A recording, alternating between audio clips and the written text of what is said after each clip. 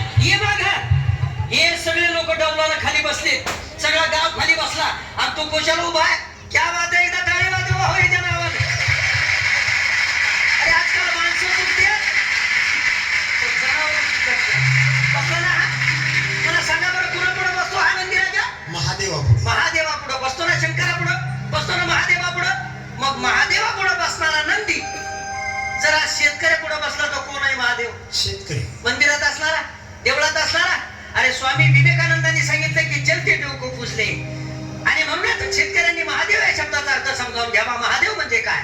अरे महा म्हणजे मोठा, पैशाने किंवा पदाने नव्हे. 18 पगड धान्याची निर्मिती करतो तो.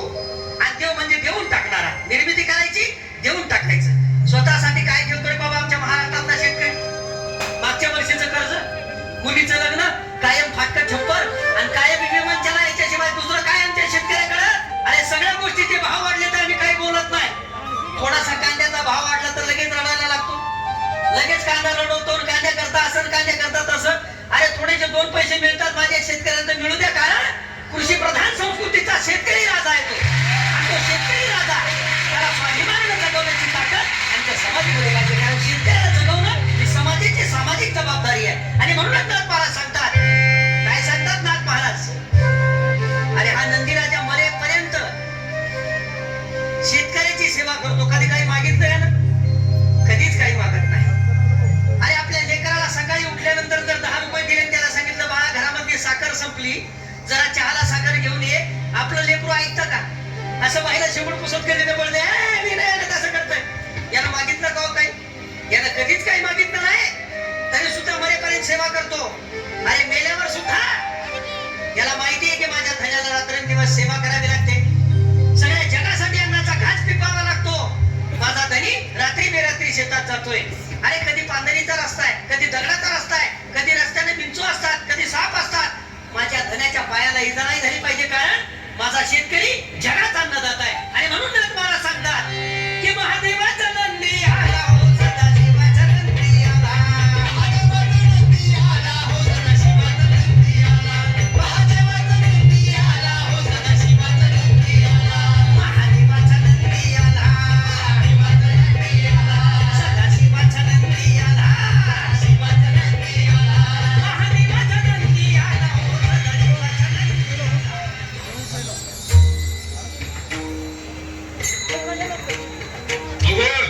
अहो हरवून गेला का काय आमच्या स्वराज्यात? अहो हे सूर्याप्रमाणे चमकणारं स्वराज्य यवनांच्या डोळ्यात फुकू लागलं होतं. त्यामुळं प्रयत्नांची पराकाष्ठा करून यवन अत्याचार करण्याचं नवनवीन मार्ग शोधत होत. देव वाटवला तर धर्म वाटवला जाईल म्हणून वारकऱ्यांवर हल्ले सुरू केले. आणि म्हणूनच मग वारकऱ्यांच्या धारकरी तयार करून वैष्णवांची भगवी पताका अखंड फडकत राहिली. ती अशी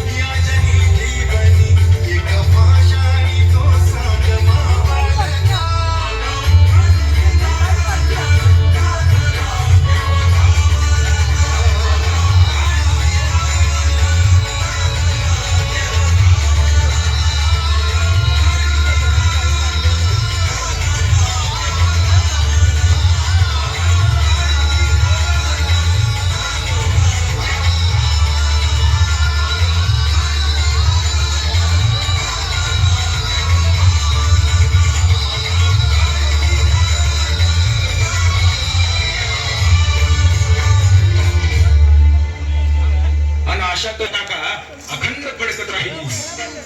रामा मावळ्यांचं बी जीवन एवढं काही सोपं नव्हतं. एकीकडं स्वराज्य आणि एकीकडं गृहलक्ष्मीचं राज्य. ह्या दोन्ही बी गोष्टी सांभाळायच्या म्हणजे तारेवरची कसरतच जणू.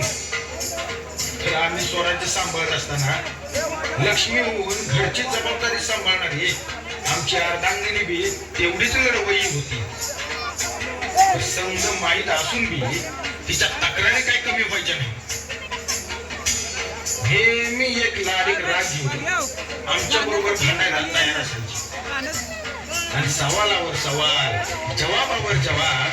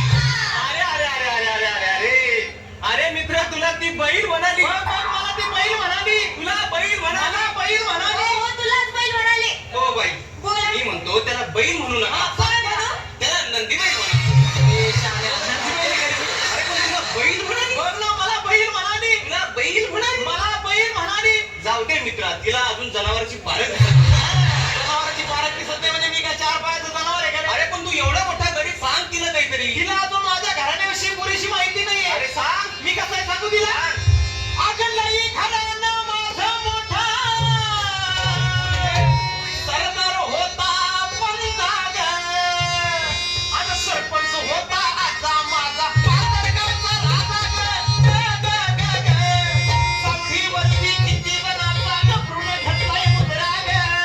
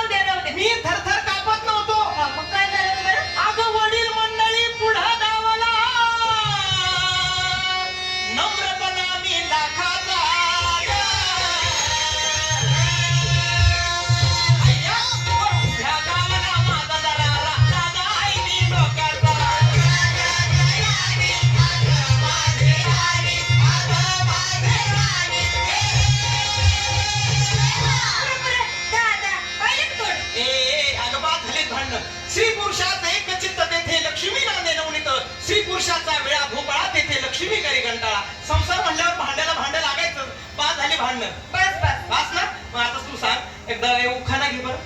मी उखाणा घे बरं. घेते का हा. भाजीत भाजी मेथीची राहू द्या.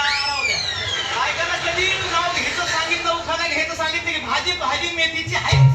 त्याच्या पलीकडे तुम्हाला भाजी सापडतच नाही. तुम्हाला काही येतं का उखाणा बिखाणा आम्हाला काय उखाणा येत नाही का? घ्या बरं एखादा घेऊ का? घ्या बरं खंडेर कुदळी मन माती. झालं का? अहो सुरूच नाही झाला अजून. खंडेर कुदळी मन माती. पुरुष खंड अर्ध्या राती त्यात निघालं माणिक मोती. राजन दिलं राणी छाती. राणी ठेवलं पलंगाच्या गाती. अंग्रेज लोक भरतार कुठे गेले. आंघोळीला गेले. जीव वाट त्याला लाज वाटली. मला नवरा कशाला करा. पान खायला लागला गेले यायला. कांडून कुटून पंचमी केली. घंटा लागा डोळा लगेच त्याला पोळाची कुर्ती. गोंडे गणू आले वाकड सोंडे गणचौतीचे मोदक लाडू लक्ष्मीला जेव वाढ. लक्ष्मीची पाड गाठी लगेच आली पित्तर पाडीचे निसते डाळ खटाला खाते. माळ खटात बसते घटी. शिरंगाने केली दाटी. शिरंगाचं घेते सोनं. दिवाळीचं केलं येणं. दिवाळीचं लावते पंथी. सट आली नेमती सटीचा करते. नागदिवा सक्रातीने केला धावा. सक्रातीची घेते सुगड पुन्हा आली दुधड ती कणिक. शिमग आला आणि शिमग्याची खेळते. रंग पाडवा झाला दंग. पाहिलीचे काढते सुजी आत्तीचं काढते करा. सांगते तुम्हाला जोडून करा. एक झालं की ऑपरेशन करा.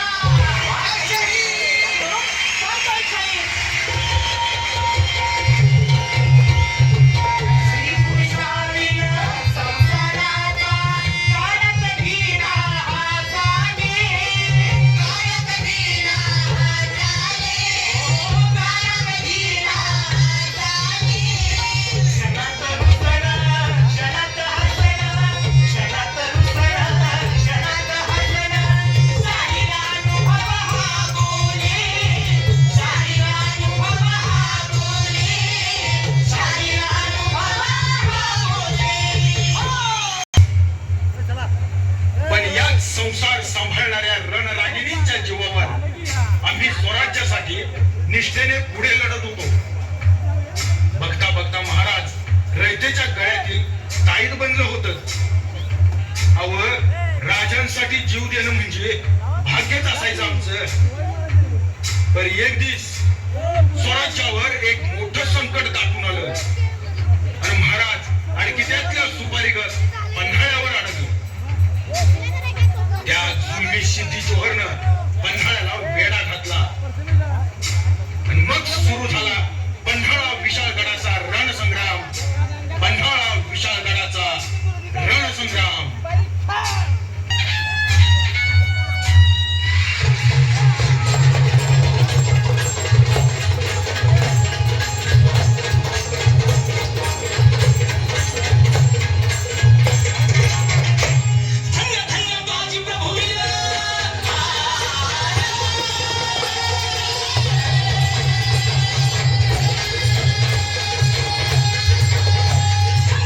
बाजी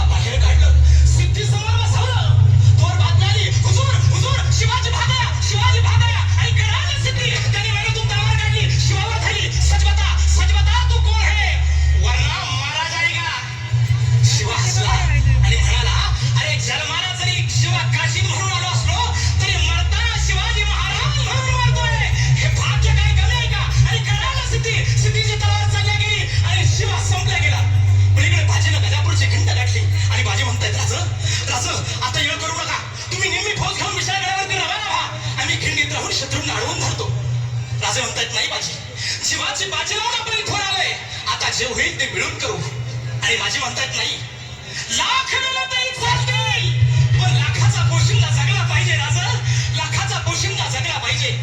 आणि मग त्या खिंडीच्या तोंडाला काय प्रकार झाला